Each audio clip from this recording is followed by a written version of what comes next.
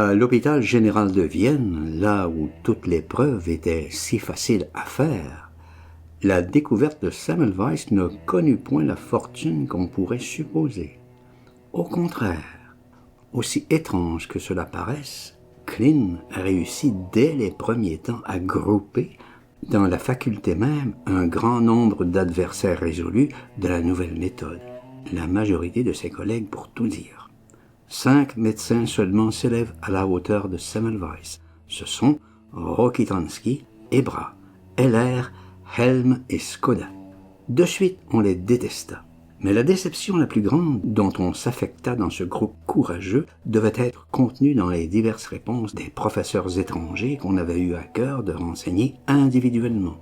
Nous ne doutions pas, écrit Heller, que nous allions rencontrer, loin des jalousies et des rancunes locales, une pleine approbation de ceux qui ne manqueraient pas de trouver les expériences de Semmelweis pleinement concluantes.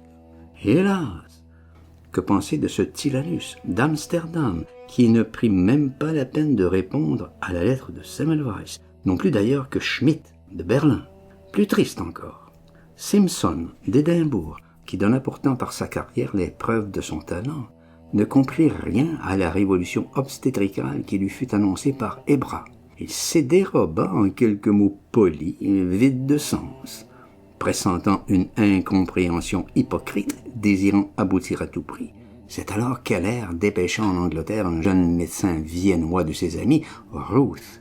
Il reçut mission de donner à la Société médicale de Londres une conférence très explicative sur les résultats obtenus par Semmelweis à la maternité de Vienne.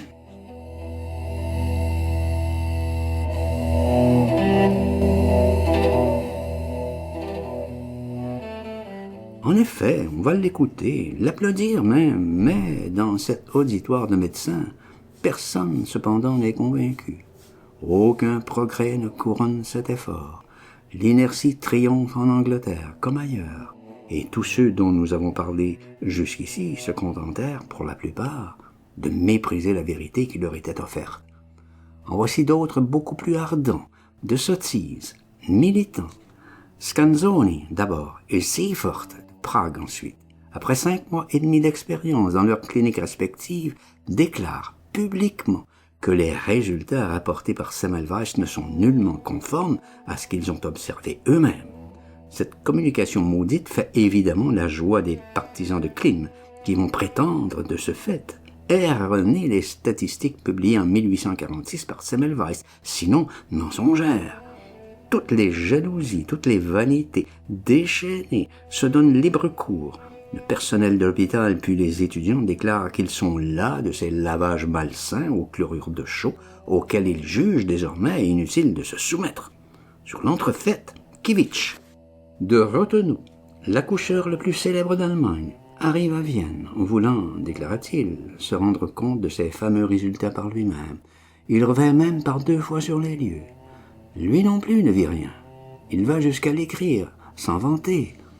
Quand on fera l'histoire des erreurs humaines, déclara plus tard Ebra, on trouvera difficilement des exemples de cette force et on restera étonné que des hommes aussi compétents, aussi spécialisés, puissent dans leur propre science demeurer aussi aveugles, aussi stupides.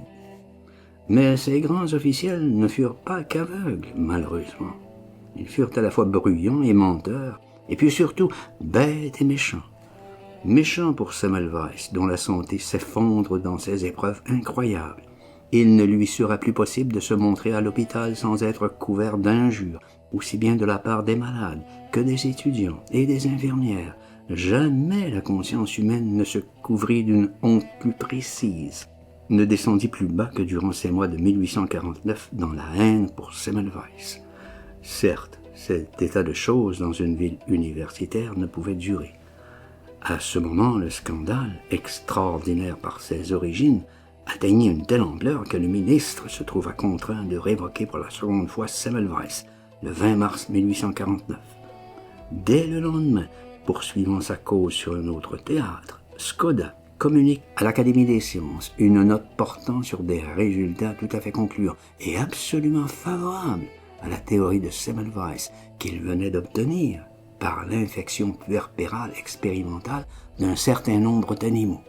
Et puis Ebra, le soir même, à la Société médicale de Vienne, déclare que la découverte de Semmelweis présente un tel intérêt pour l'avenir de la chirurgie et de l'obstétrique qu'il demande qu'une commission soit aussitôt nommée pour examiner en toute impartialité les résultats obtenus par lui. Cette fois, les passions ne connaissent plus de bornes. On se conspue, on va même jusqu'à se battre dans l'enceinte de cette grave compagnie. Le ministre interdit alors à la commission de se réunir, en même temps qu'il ordonne à Semmelweis de quitter Vienne au plus vite. Tout ceci fut dit, écrit.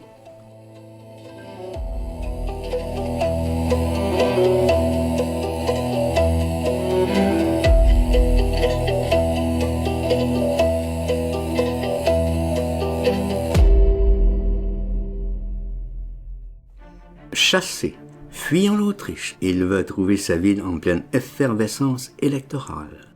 Dans chaque quartier, les groupes politiques s'organisent, vocifèrent, combattent. Les fusillades du faubourg Saint-Antoine font écho sur le Danube. La violence succède aux menaces. La révolution marche sur Budapest. Metternich a vieilli. Une nation se renouvelle par un homme. La jeune Hongrie le surprend.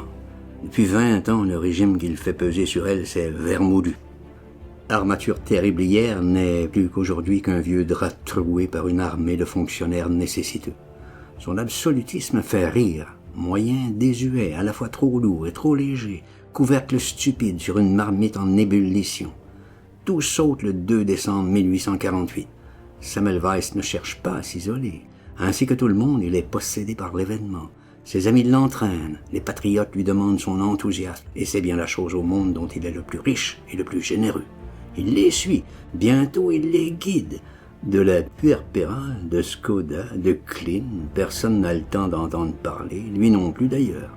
Tous les esprits sont dans la rue, dans les réunions, dans la haine de l'Autriche. Les barricades s'élèvent dans le Buda, on s'y tue, mais beaucoup moins que chez nous. Là-bas, l'anarchie est trop facile. On préfère chanter les victoires politiques rapidement acquises. Celles qui coûtent trop cher sont tristes et ne font plaisir à personne. À cette condition seulement, la liberté est amusante. On s'amuse. Plus de servage, liberté de la presse, droit de réunion. Voilà ce qu'on demande. Vienne accorde tout ce qu'on veut et bien plus. Vienne a peur. Budapest est dans la joie, une joie sincère, dansante. On danse partout. Toutes les réunions politiques anti-autrichiennes, libérales, se terminent par des sauteries. Semmelweis y prend part. Dans ses bals, il se révèle fougueux, brillant de corps et d'esprit. « Ein flotter Tanzer » dira plus tard le docteur Bruck. Et puis, il déteste si bien les Autrichiens que c'est un plaisir de l'entendre les maudire. Cette verve lui vaut bien des succès mondains qui l'éloignent encore de la médecine, à tel point que sa découverte ne semble plus le soucier. Il travaille à peine. En l'espace de quelques mois, il dilapide le petit héritage qu'il a recueilli de ses parents. Ce n'était pas difficile, 2000 couronnes. Dans cette société qu'il est amené à fréquenter, composée surtout de politiciens et d'artistes, on ne connaît pas sa véritable valeur. On le considère plutôt comme un médecin fantasque et cultivé, d'une originalité un peu dangereuse, mais bien divertissante. Le monde, la danse, l'achemine vers les féminités. Il y perd le peu de temps qu'il lui reste. Enfin, les sports le tentent.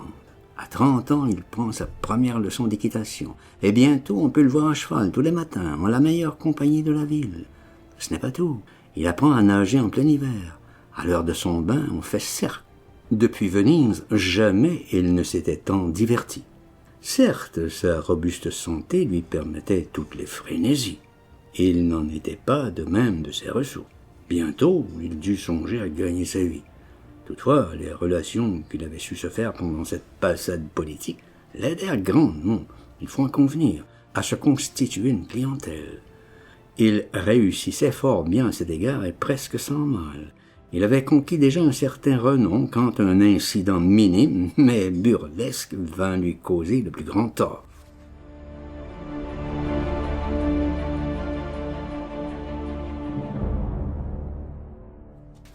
Sur la recommandation d'un de ses amis, on le demande certains jours au chevet de la comtesse Gradinich, un des plus grands noms de Hongrie. Le cas n'était pas simple. La malade était illustre, donc un ensemble périlleux pour la réputation de médecin. Plusieurs de ses confrères, auparavant consultés, portaient des diagnostics contradictoires. La famille, on le conçoit, était vivement alarmée. Le diagnostic auquel se rend Semmelweis après un premier examen de la malade est des plus sombres. Selon lui, il s'agit d'un cancer du col utérin. Il l'affirme avec beaucoup d'éclat. Il est formel. La famille réunie pour l'entendre se retire atterrée. Le comte, en reconduisant Semmelweis jusqu'au seuil, sollicite une dernière fois son avis, et celui-ci ne lui laisse aucun espoir. On s'attendait au pire quand, tard dans la nuit, la porte de la rue fut ébranlée par des coups violents. On ouvre. Un homme surgit dans l'entrée, bouscule le domestique, grimpe par l'escalier et bondit dans la chambre où le comte et la comtesse sont couchés. C'est Semmelweis. Sans autre préambule, il plonge sa main sous les draps et pratique à nouveau l'examen qu'il avait déjà fait dans la matinée et qu'il avait depuis lors jugé insuffisant. Après un instant, il se relève triomphant. « Je vous félicite, madame la comtesse, » s'écrie-t-il, « car je m'étais trompé. Ce n'est pas d'un cancer qu'il s'agit, mais d'une simple métrite. » Cette incartade, aussitôt colportée dans la société, lui enlève la plupart de ses meilleurs clients. Encore faut-il convenir qu'il les aurait perdus de toute façon, car la guerre est déclarée dans les mois qui suivent.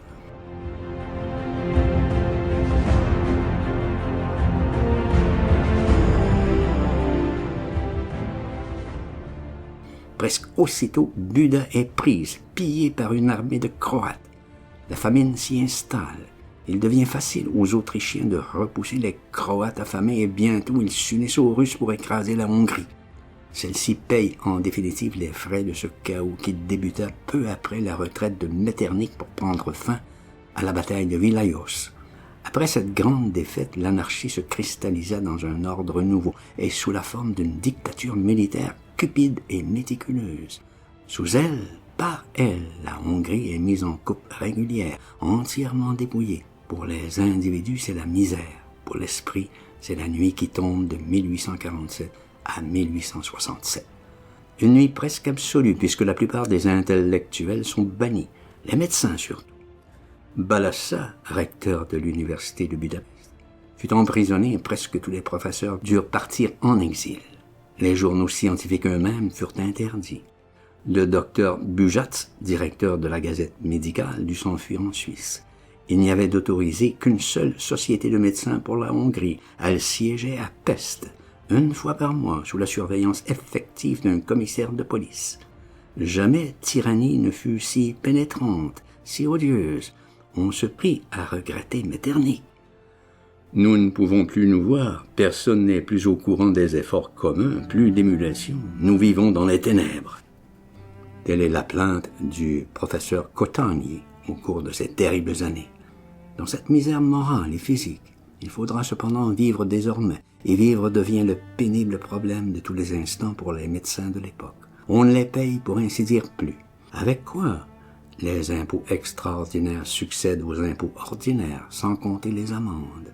Avec le maigre surplus, ne faut-il pas manger, ne serait-ce qu'une fois par jour? Alors, la joie hongroise avait été de courte durée comme la dissipation de Semmelweis, comme le bonheur qu'il ressentait à vivre une vie active, une vie égoïste aussi puissante chez lui que chez les autres, mais dont une destinée plus tragique et plus haute semble l'avoir toujours éloigné. En 1849, l'exercice de la médecine le fait vivre à peine. Il loge dans la chambre de la Landergasse, ruelle étroite. Pour subsister, il a dû vendre la plus grande partie de son mobilier.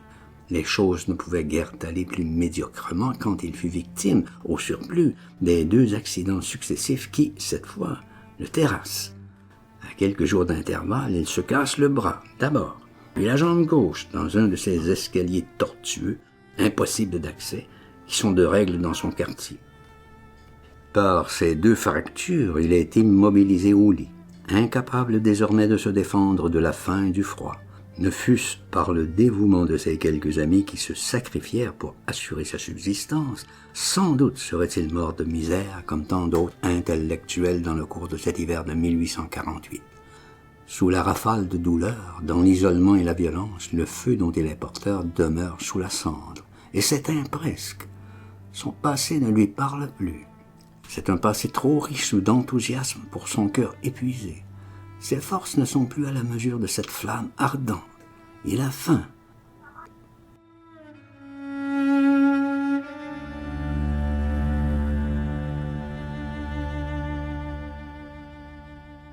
Aussi longtemps que dura cette détresse, sa vie fut somnolente, son rêve sans puissance, et pour lui qui doit rêver pour vivre, c'est presque le néant. Rien ne l'intéresse, il n'écrit plus, ses maîtres à Vienne s'inquiètent de son sort. Peut-on songer à le faire revenir? La haine de Klein et des autres l'exclut plus que jamais des facultés autrichiennes. Un jour, à Vienne, les bruits les plus alarmants sont rapportés sur son compte. Markusowski, après de nombreuses démarches et par l'effet de puissantes protections, est autorisé à se rendre à Budapest, ville interdite. À peine est-il arrivé qu'il se met en quête de Semmelweis. Il ne l'avait pas revu depuis 7 ans. D'abord, il ne le trouva point et ne finit par le joindre que tard dans la soirée. « Enfin, j'ai retrouvé notre meilleur ami vivant », écrit Markusowski dans une lettre à Skoda. Mais il a tellement vieilli que je ne l'aurais reconnu qu'avec peine si sa voix ne m'avait mieux guidé que la vue dans l'ombre de sa chambre. Une grande mélancolie est marquée sur ses traits, et je le crains pour toujours. Il m'a parlé de vous et du professeur Rokitansky en termes bien affectueux. Il m'a demandé 100 détails sur votre vie et votre santé. Il ne m'a rien dit de sa gêne matérielle, trop évidente, hélas. Je suis passé muni de votre recommandation chez le professeur Birli, directeur de la maternité Saint-Roch. Celui-ci m'a donné la ferme assurance qu'il penserait à Semmelweis pour la première place d'assistant vacante dans sa clinique. Ce serait une telle justice. De ses travaux de Vienne, il continue à se taire. Bientôt 7 années de silence. Je vous dirai le reste de vive voix. Et Markusowski repartit quelques jours plus tard.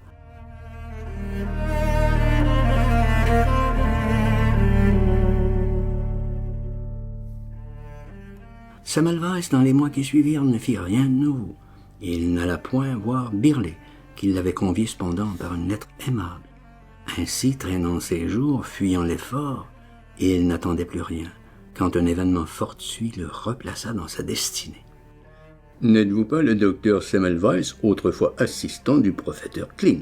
demanda certain visiteur matinal. « Alors, j'ai un message pour vous.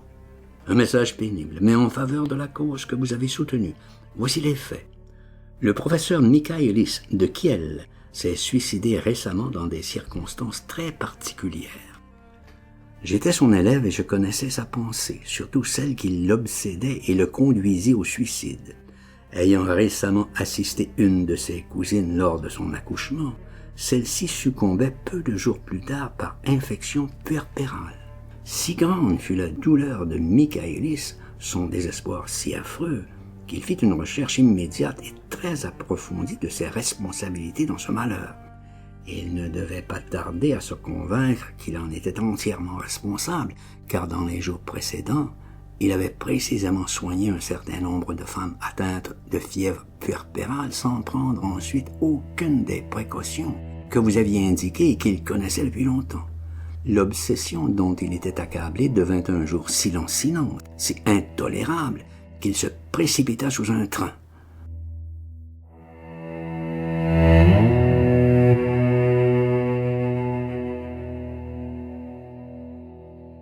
Semmelweis, à l'instant même, sortit de sa torpeur comme ému par le sifflement de cette flèche qui venait de traverser son silence. Sur le champ, il va faire une visite à Birli pour lui demander de reprendre une activité obstétricale. Birli était un brave homme, favorable à Semmelweis, mais qui ne se souciait pas de voir recommencer chez lui les histoires de la maternité de Vienne. Il l'accueillit donc bien, mais conditionnellement. « Vous m'êtes recommandé, lui dit-il, par le professeur Skoda, et cette protection suffit à vous garantir toute ma bienveillance. Toutefois, je ne puis, dans l'état actuel de notre maternité, vous offrir un emploi que pendant les 2 mois de vacances, juillet et août. Enfin, je vous demanderai de ne plus parler à mes élèves de ces lavages de mains ou chlorure de chaux. Cela nous ferait le plus grand tort. J'ai d'ailleurs longuement pensé à ces mortalités effrayantes que vous observiez jadis chez Klein, et je vais, moi, vous donner, je crois, la raison. Klein ne purgeait pas méthodiquement ses accouchés, ici. Docile par exception, Semmelweis, pour une fois, sut se taire. Il entra donc dans son petit service intermittent, et là commença la rédaction de son livre capital, l'étiologie de la fièvre puerpérale.